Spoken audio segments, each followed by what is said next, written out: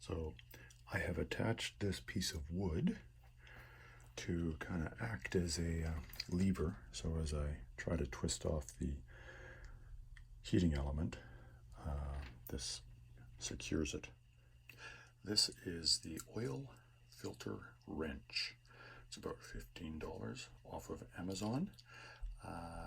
You can rent the actual tool from some guys I've seen, but since I live in Canada, by the time I rent it and pay shipping back and forth, it's going to be like over $100, so this is an alternative. So that is secured on.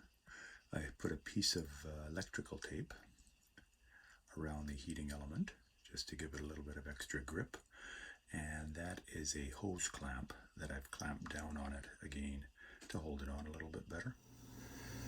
To hold things in place, I've used one of these workbenches.